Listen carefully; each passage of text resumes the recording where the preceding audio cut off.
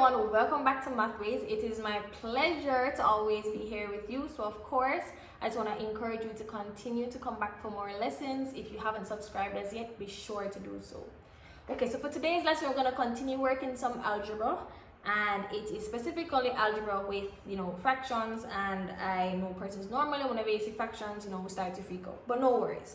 All right, so for a question like this, we're going to work it similar to if we had just two numbers without any x's. Of course, the first thing we want to do is to find the LCM, and remember that the LCM means the lowest common multiple.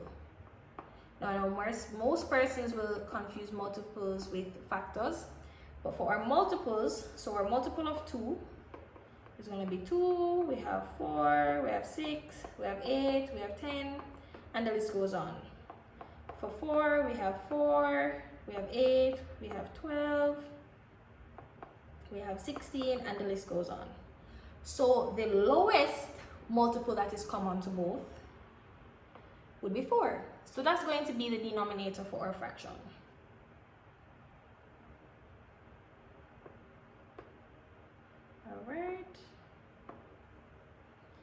All right, so we're just going to erase this quickly.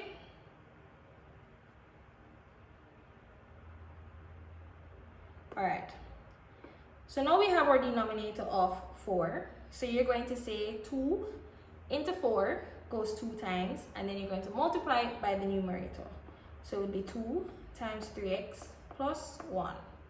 So it is 2 into this lowest common multiple that we have, and we get 2, and then we multiply that by the numerator. We then put back our minus sign, and then we say, okay, 4 into 4 goes 1 time, and then we put back the numerator. So as you can see, let me put it in red.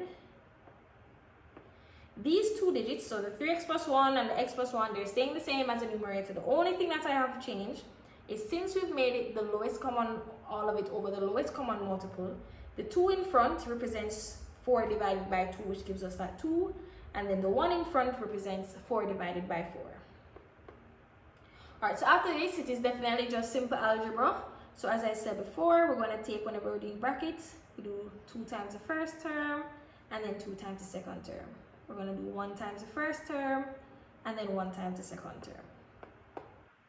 So this 2 times 3x will give us 6x. This 2 times 1 will give us 2. We're going to put the minus.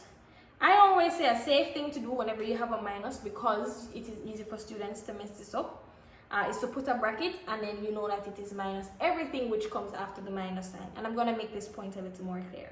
So 1 times x will give us x, and 1 times 1 will give us 1. And all of that is over 4.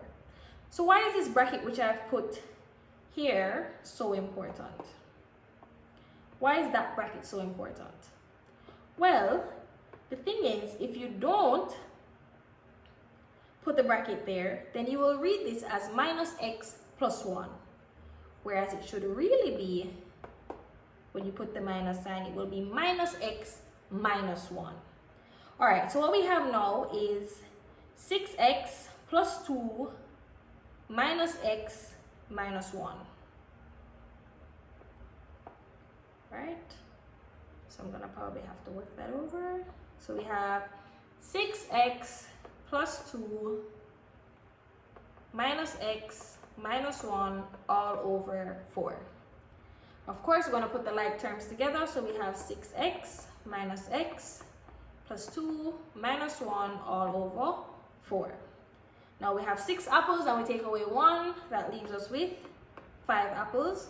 And then we have plus 2 minus 1. Again, if you're not sure, draw up your number line. And it is 2, and we have subtracted 1, so all we're left with is a positive 1.